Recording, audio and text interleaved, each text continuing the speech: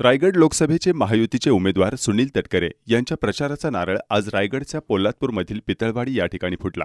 यावेळी त्यांच्या समवेत स्थानिक आमदार भरत गोगावले उपस्थित होते। महाविकास आघाडीचे उमेदवार अनंत गीते यांच्यावर आमदार भरत गोगावले यांच्यासह सुनील तटकरे यांनी देखील टीकेची झोड उठवली।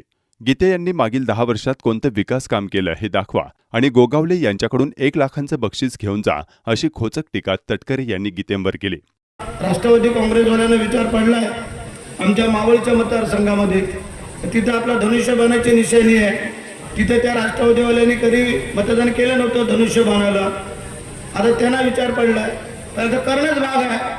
जर आम्ही इकडं तटकरे साहेबांना घड्याळावरती जर निवडून देण्याचं ठरवलेलं आहे तर तिकडच्या लोकांनी धनुष्यबाणावरती बटन दाबून तिथं आमच्या भारण्याने निवडून द्यायचं, म्हणजे आम्ही समसमान राहतो। पुढं तिकडं आम्हाला एसे झाले का तुमचे फायनल काय कळलं काय, बोलू का नको काय, बोला नाही मी परत खुशी पडायचं।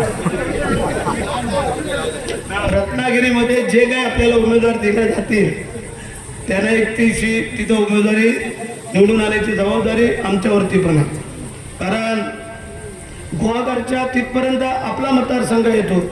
6 आमदार या एका खासदारांच्या सोबत असतात, त्यामधले 5 आमदार आज तटकरे साहेबांच्या सोबत आहेत। एकाच उभाटाचा आमदार तो भास्कर जाधव तिकडे आहे, नाही तर मग तिथनं योगेश कदम आहे, मी आहे, अदितीताई आहे, रवी पाटील आहे आणि महेंद्र शेठ दळवी, असे 5 आमदार आणि 5 आमदारांच्या पाठीमागे असणारे हे सर्व जनता जनार्दन यांनी जर ठरवलं तर मी आज तुम्हाला सांगतो तानाजी मालुसरे यांच्या समाधीच्या समोर सुद्धा कमीत कमी 40,000 आणि जास्तीत जास्त 60,000च्या पुढे हा लीड आपल्याला हे आपल्या विधानसभामधून, आपल्या एका विधानसभा मतदारसंघातून आम्ही देशाच्या टॉप 10 जे काय खासदार निवडून येणार आहेत, मग आपले असणारे 6 जर आम्ही 50-60 हजाराच्या पुढे जर गेलो, मग बाकीचे त्याच्यामध्ये कोण 40,000 असेल, 50,000 असेल, 30,000 असेल, 35,000 असेल, काही असेल,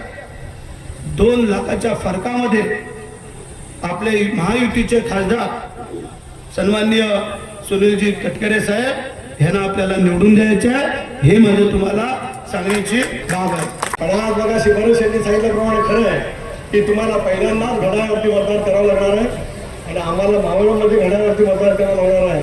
आणि बाळा तुलाही सांगतो सगळ्या जणांकडून गेले तुमच्यापासून सगळ्यांना ऑक्टोबर महिन्यात आपल्याला सुद्धा दररोजच्या बाणावरती मत टाकू, पहिल्यांदा त्या ठिकाणी असं होतं माझं सुभाष होतं माहिती ते तर शेत मित्र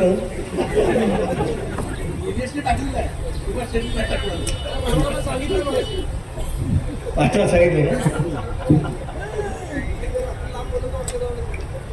गमतीचा भाग सोडा, विचारपूर्वक उद्याच्या महाराष्ट्राच्या भवितव्यासाठी देशाला जगाच्या पाठीवरती विकसित राष्ट्र बनवण्यासाठी ज्या ऐतिहासिक रूपाच्या निवडणुकीमध्ये आपण ताकद आणि शक्ती देतो, माझं उत्तरदायित्व त्या ठिकाणी कायम राहणार आहे, ज्याच्यातून संकट कमी होईल।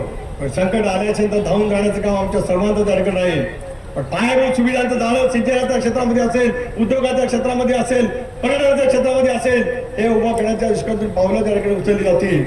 आज त्यांनी 7-8 पानाची यादी दिली, मला माहिती आहे आचारसंहिता उठल्यावर तेवढ्याच पानांची यादी सरकारकडे तयार आहे, फक्त आचारसंहितेमुळे ती थांबणे, उठलं की ती यादी येईल, त्याला पुन्हा ती पानं मोजता पानं अरुणराव यादी सोडा, पानं मोजताना आपल्याला काही वेळ त्या ठिकाणी घालवावा लागेल। या पद्धतीने कामाची रचना त्या ठिकाणी होईल। 32 रायगड रत्नागिरी लोकसभा मतदारसंघातून महायुतीचा अधिकृत उमेदवार घोषित झाल्यावर माझ्या प्रचाराचा शुभारंभ शिवसेनेचे नेते मुख्य प्रतोद भरत गोगावले यांनी पोलादपूरच्या ऐतिहासिक भूमीपासून या ठिकाणी सुरू केला। प्रचंड उपस्थितीमध्ये उत्साहाच्या तणामध्ये आज प्रचाराचा शुभारंभ झाला। आगामी येणाऱ्या निवडणुकीमध्ये भारतीय जनता पक्ष, शिवसेना, राष्ट्रवादी काँग्रेस पक्ष, इतर घटक पक्षाच्या माध्यमातून मोठ्या फरकाने या मतदारसंघातून विजय मिळेल, त्याची मुहूर्तमेढ आज भरत शेट्टी पोलादपूरच्या परिसरामध्ये या ठिकाणी सुरुवात करून केलेली आहे। उमेदवारी अर्ज दाखल करण्याच्या तारखा जवळ येऊन ठेपलेल्या आहेत, तरी राज्यातल्या काही महत्त्वाच्या जागेवरती महायुतीकडचे उमेदवार निश्चित नाही। हा घोळ कधी सुटेल? तसं बघितलं तर महाविकास आघाडीचा सुद्धा घोळ संपलेला आहे। आम्ही ज्यावेळेला दिल्लीमध्ये होतो त्यावेळेला जवळपास सर्व चर्चा त्या ठिकाणी झालेली आहे.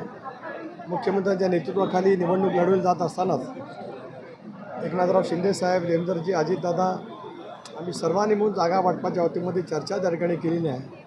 5 टप्प्यामध्ये निवडणूक त्या ठिकाणी होणार असल्यामुळे आज उद्या 2 दिवसांमध्ये या संदर्भातल्या जागा, उरलेल्या जागा आणि मग त्या जागावरचे उमेदवार महायुतीचे त्या ठिकाणी घोषित केले जातील.